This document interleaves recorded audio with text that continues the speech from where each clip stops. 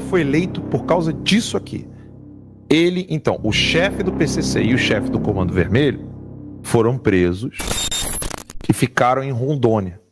Quando eles ficaram em Rondônia, eles tiveram treinamento com as Farc. Solta aí. Agora vocês vão entender por que o Lula foi eleito. Meus amigos, o pau está quebrando, o cerco está fechando e dessa vez parece que não tem mais saída para Lula e os que estão envolvidos diretamente com ele. Gente, o vídeo que eu vou mostrar agora realmente é bombástico.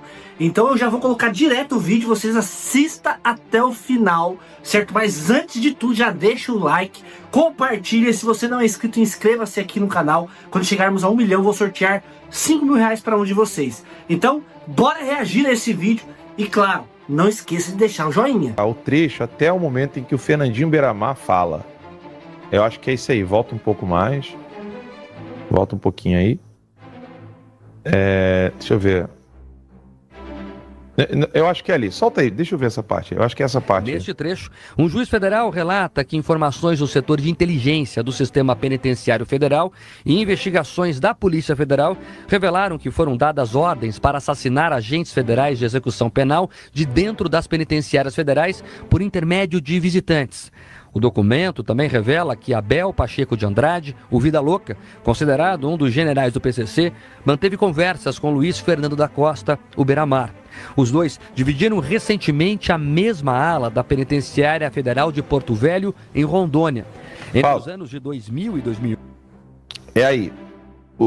Quando ele foi para Rondônia, vocês vão entender agora por que o Lula foi eleito em 2002.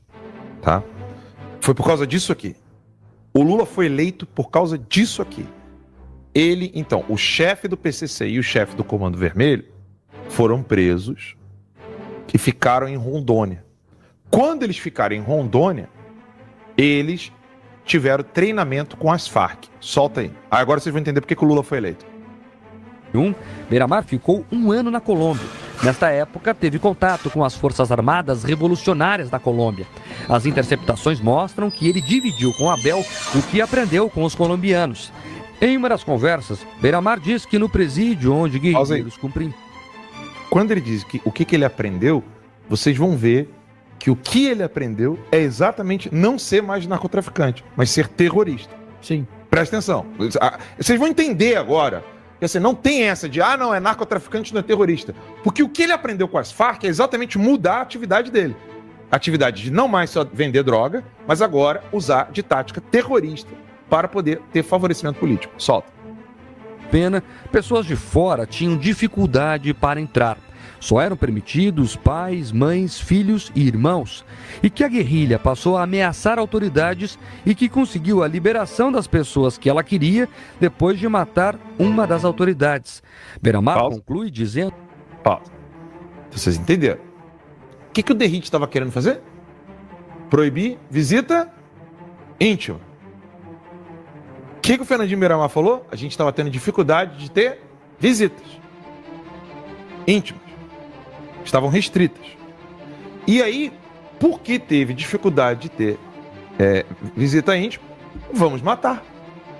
Mata os caras que eles vão mudar a lei. Sequestro e mata. Qual o nome disso, cacete? Se não terrorismo, solta o play.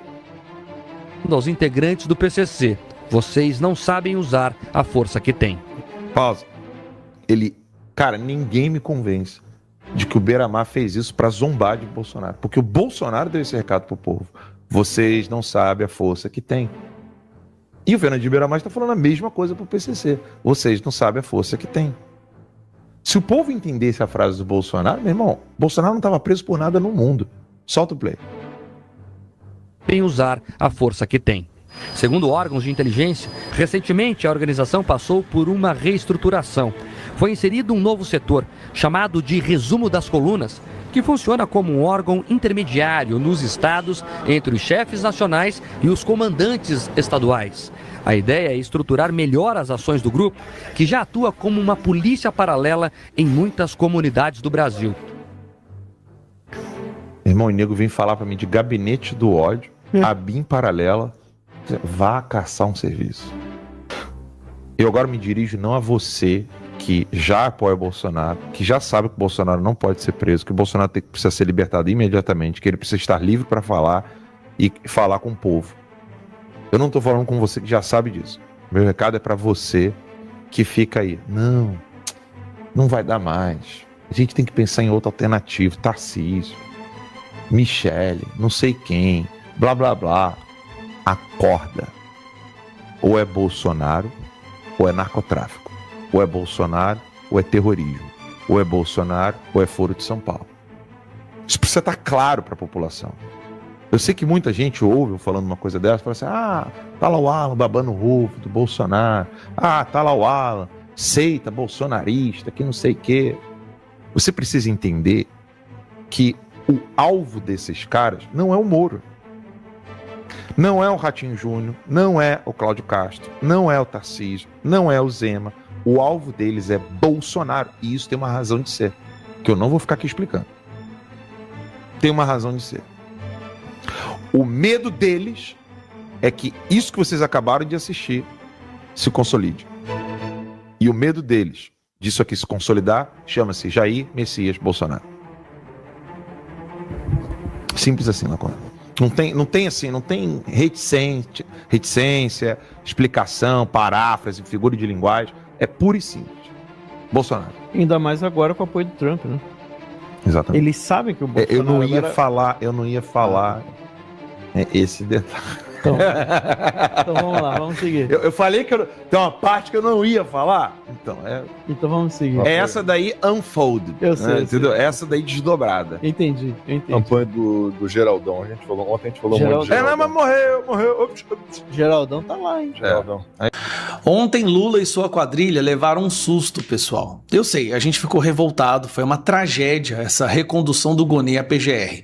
Um cara que explicitamente, nem tenta esconder mais, transformou a PGR numa máquina de destruição de reputação, de perseguição e num escritório despachante do Alexandre de Moraes. É a maior vergonha que a Procuradoria-Geral da República já passou na sua história.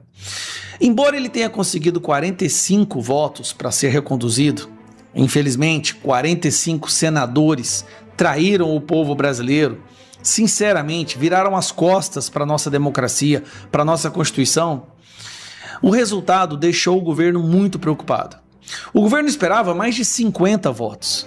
Afinal de contas, eles trabalham nos bastidores, compram apoios, oferecem emendas, têm uma máquina gigantesca para manipular, principalmente senadores mais ao centro. Mas o resultado foi muito aquém do que eles estavam esperando, e agora o governo está com medo de não conseguir emplacar sequer o Jorge Messias. E essa é a verdade. Nós não podemos permitir que outro despachante do Lula, o Bessias, que levou documento para o Lula não ser preso quando a Dilma era presidente, que ele possa ser caminhado ao STF. Então olha só, Globo, Gonê reconduzido a PGR na votação mais apertada desde a redemocratização. A Globo inventa as desculpas dele, que é por causa das denúncias contra Bolsonaro e o 8 de janeiro, mas não é. O motivo dele ter sido uma votação tão baixa, ele saiu de 65 para 45, ele perdeu 20 votos, é porque todo mundo está percebendo que o Gonê, ele não é mais um procurador-geral da República. Ele é como se fosse um assessor direto do Alexandre de Moraes. Denúncias absurdas. Abriu uma denúncia contra o Tagliaferro porque o Tagliaferro mostrou com documentos que o Alexandre de Moraes estava cometendo ilegalidades, mandando prender pessoas sem embasamento nenhum, destruindo todo o devido processo legal. E várias outras coisas, né, que vale a pena lembrar. Eu fiz um vídeo falando isso, mas o Brasil percebeu, e os senadores também. Então, ele perdeu 20 votos, foi uma coisa tão grande que aqui, primeiro, até um dos principais passadores de pano do governo, que é esse cidadão aqui, na Globo, resumiu de uma forma muito interessante. O Gonê, o que importava era ser reconduzido, né? Foi apertado, lembrando que na primeira indicação dele, ele teve 65 votos a favor. Agora, 20 a menos 45 votos. Já era esperado que ele teria menos votos do que na primeira vez. Afinal, ele foi o responsável por fazer a denúncia contra o ex-presidente Jair Bolsonaro no STF. Desagradou e muito, mas muito a oposição. Só que a oposição não tem 45, né? A oposição não tem 46 senadores. Nós não temos 36 senadores. Nós não temos 36 senadores. O que aconteceu é que o Gonê está destruindo a reputação da Procuradoria-Geral da República, se transformando num despachante do Alexandre de Moraes. Mas mesmo assim, os senadores governistas, eu estava lá no Senado na hora, eles estavam calculando ali que Gonê teria entre 48 a 52 votos. E aí, isso eu estava conversando com eles antes de sair o resultado. Quando saiu o resultado, dando só 45, a cara de surpresa estava estampada ali no rosto de boa parte dos senadores ali no plenário da casa, né? Aí eu conversei com eles, o que aconteceu? Eles falaram, primeiro, importante, Paulo Gonê passou. A gente sabia que ele ia passar, podia passar com menos votos, mas não imaginávamos que seria tão poucos assim, só 4 a mais do que o mínimo necessário, são 41 votos necessários, pelo menos, para aprovação. Eles disseram o seguinte, olha, isso para o Gonê está resolvido, mas para frente significa um sinal de alerta, segundo os senadores governistas, para o presidente Lula na indicação daquele que vai substituir Luiz Roberto Barroso no Supremo Tribunal Federal. Lula já tomou a decisão, que vai ser Jorge Messias, e com os senadores com quem eu conversei ali no plenário do Senado, disseram, olha, hoje Messias teria muita dificuldade para ser aprovado, ou talvez nem fosse aprovado. Imagine a loucura.